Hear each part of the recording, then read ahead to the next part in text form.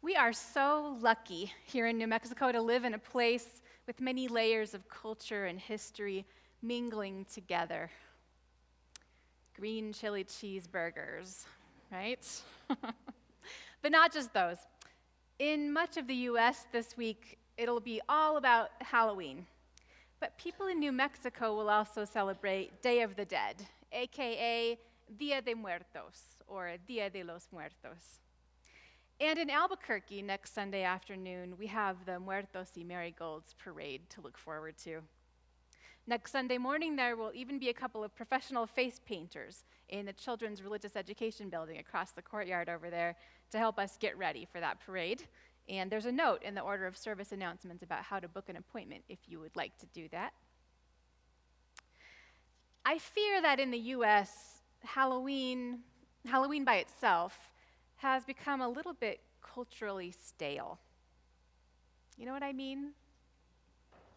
We still get into it. Some of us go all out with the spooky decor or costumes. Hey, I even covered one wall of our church office in spider webs with black glittery spiders all over it this month. The holiday is great for community bonding, no doubt about that. Lots of people going outside and smiling with their neighbors. And you know, for somebody who's coming from another country who hasn't seen anything like it before, it's definitely a striking cultural experience. When my kids were little, one time my husband invited a Russian coworker to join us for trick-or-treating. He was new to the US and had never seen Halloween before. He was amazed. He stared at the crowd of princesses and superheroes, the bloody head wounds and the walking dead, and the nurses with mini uniforms that reveal their garter belts, and all the other skimpy costumes that high schools send out dress code warnings about. The sex advice columnist Dan Savage says that grown-up Halloween is like a pride parade for straight people.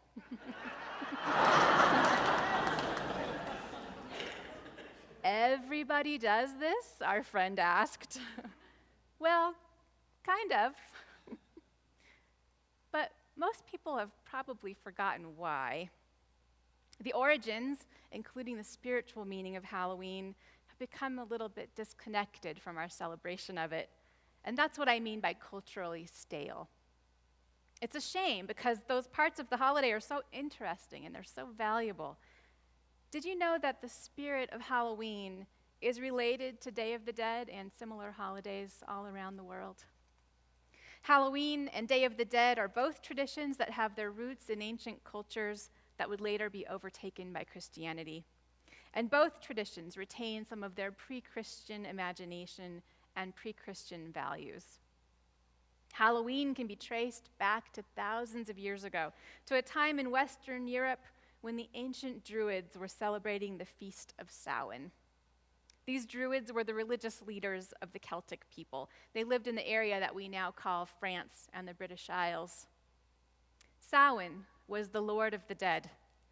The Druids believed they had to sacrifice living beings in order to appease Samhain.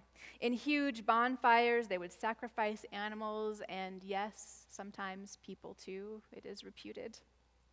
It was also believed that during that time, during the Feast of Samhain, the boundaries between the living and the dead were blurred.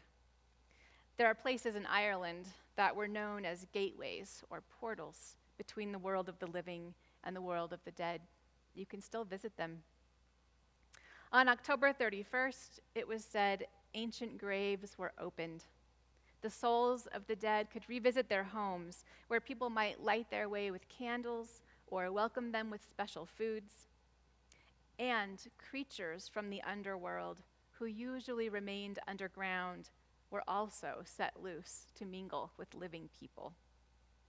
Living people acknowledged the presence of these underworld creatures, and sometimes the people even tried to trick the creatures by disguising themselves to look like them. This is believed to be the origin of the tradition of wearing costumes on Halloween. Then, in the 7th or 8th century, when Christianity had come into a lot of power in Western Europe, the Roman Catholic Church tried to replace Samhain with All Saints' Day.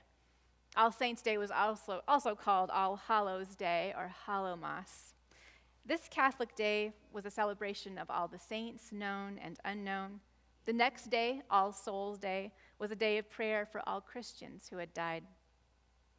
Previously, All Saints' Day had been celebrated in April. In fact, the Eastern Orthodox Catholic Church still does this, but the Roman Catholic Church moved it to November 1st. It was an attempt to impose a Christian tradition, but the day before All Hallows' Day, October 31st, the traditional day of Samhain, would not quite go away. Instead, it became known as All Hallows' Eve, and eventually Halloween. Meanwhile, there was a custom on All Souls' Day that children would go door to door offering prayers. This was called souling. Soulers might then receive a treat called soul cakes in return. And this is believed to be the origin of trick-or-treating. I kind of get a kick out of the idea that all this time America has been teaching its children to engage in ancient pagan rituals for the Lord of the Dead. And Roy Moore's just mad he can't post the 10 Commandments on a courthouse. Let's not tell him. So that's Halloween and Samhain. All joking aside, though, a modern version of Samhain is still celebrated, apart from Halloween, including within this congregation's covenant of UU pagans. Modern Samhain celebrations are more private than public. They may involve an altar, time in nature, remembrance of ancestors and sending messages to them, candles and prayer. It's part of the theological diversity that's welcome and celebrated here. The story of the Day of the Dead has a few things in common with the story of Halloween. First, there was a more ancient tradition, an Aztec tradition of honoring the goddess Mictlantecuhtli. In the Aztec tradition, she presides over Mictlan, the underworld, guarding the bones of the dead. As in the Celtic worldview, the Aztecs did not see death quite as an ending. According to the Aztecs, death was a continuation. The way the Aztecs saw it, the phrases, "she is alive" and "she is dead," have something in common. The words, "she is." Both are states of being. They believed life was a dreamlike state, and it was only in death that a spirit truly awakened. Therefore, death was something to honor. Like the Celts, the Aztecs were also known for human sacrifice. They originally celebrated a month-long festival of the dead, and they did it in early summer. But with the influence of the Spanish, through which the Catholic Church once again imposed Christianity, the tradition became commingled with All Saints' Day and All Souls' Day, and the celebration was shortened. It eventually became a 3-day celebration called Dia de Muertos, Day of the Dead. Today, people celebrating Dia de Muertos create personal altars called ofrendas, which means offerings. Ofrendas are adorned with flowers, photos, and sugar skulls. As with traditional Samhain, people celebrating Day of the Dead prepare special foods, in this case, often the favorite foods of people who've died. Food is placed on the ofrenda along with the other items. And those same foods, as well as objects that may have belonged to the deceased, might be taken to the gravesite as gifts. Originally, Day of the Dead was not celebrated in northern Mexico, where other indigenous peoples had their own traditions that were different than the Aztecs. But in the 1960s, the Mexican government made it a national holiday with the intent of bringing the country together and honoring some of its indigenous roots. In New Mexico, which of course used to be part of northern Mexico, and where the border crossed families and communities when it was drawn, Day of the Dead is also popular. One notable aspect of Day of the Dead is the playful spirit of it. Playfulness is another thing it has in common with Halloween. I love the face painting and the whimsical variety of Day of the Dead figurines, little skeletons doing everyday things like playing guitars or getting married or driving trucks. They do everything the living do, but in the world of the dead, like a mirror image of us. The goddess Mictlantecuhtli is still very much present too. She's represented in the iconic image of a female skeleton with a crown of brightly colored flowers, known as La Calavera Catrina. although people may still put on costumes portraying death or the threat of it, most Americans who celebrate Halloween, and not one of the other spiritual holidays along with it, do not spend time remembering those who've died or thinking about the connections between the world of the living and the world of the dead. Halloween has lost its authentic connection with death. And that seems a shame, because the world of the dead is such an important part of us. It's important to tend the connections between ourselves and those who've died, and to tend the connection between our own lives and the intimate, mysterious reality of death that awaits all of us. Harvard professor of the comparative and historical study of religion, Kimberly Patton, points out that recent psychological research has shown that the fundamental urge of those who grieve is to seek to extend and strengthen their ties with their lost beloved ones, not weaken and attenuate them, contrary to trite American platitudes of healing and moving on. And it turns out that bereaved persons yearn more, not less, to strengthen such ties as time goes on. There was a beautiful, heartbreaking story last year on the radio show This American Life about people in Japan experiencing this yearning. It's a story about survivors of the earthquake and tsunami that happened in 2011. That disaster killed 6 times more people than 9/11.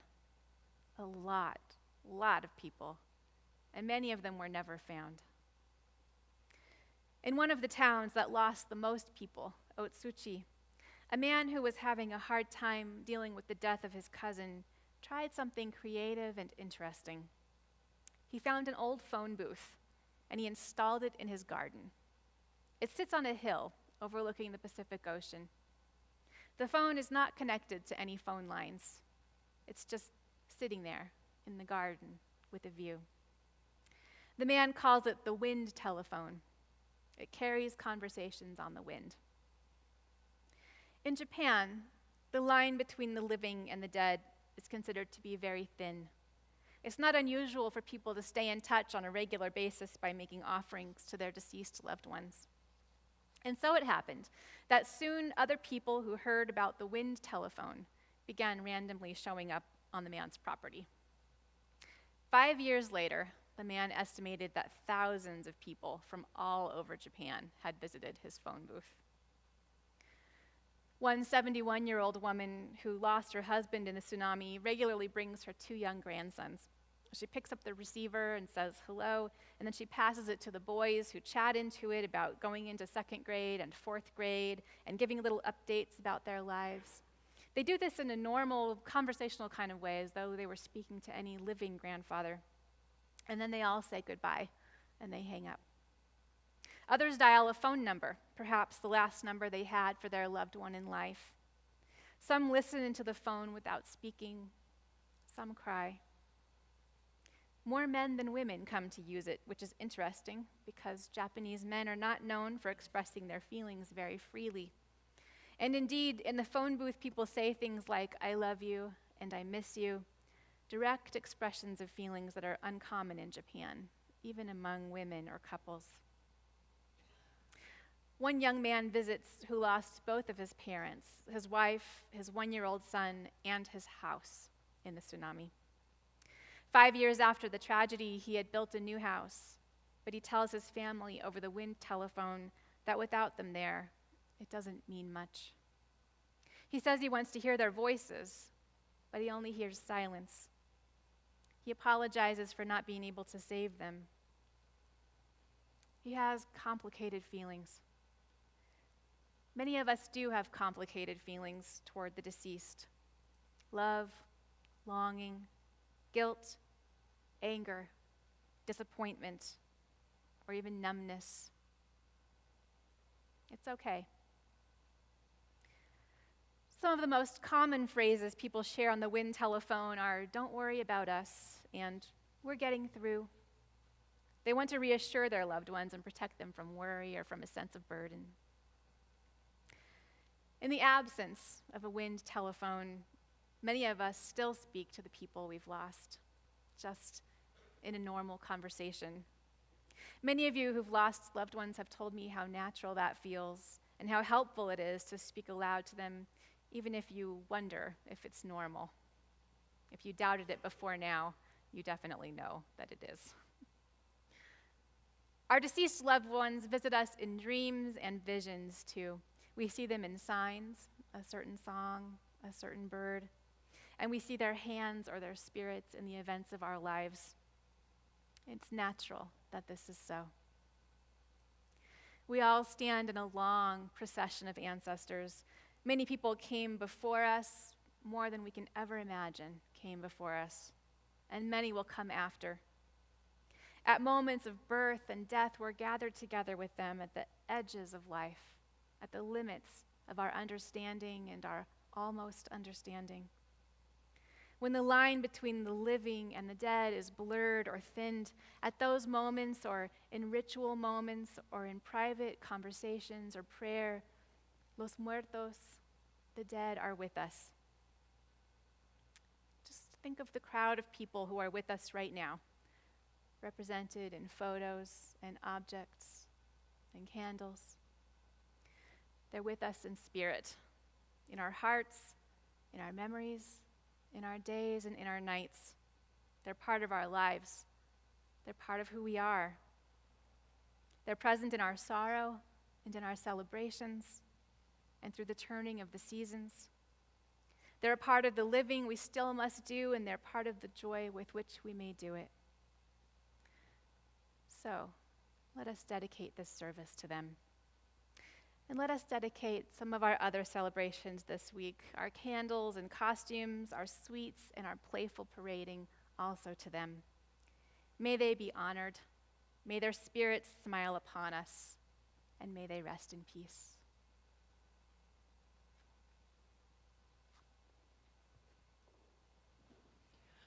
I invite you to rise in body or spirit to sing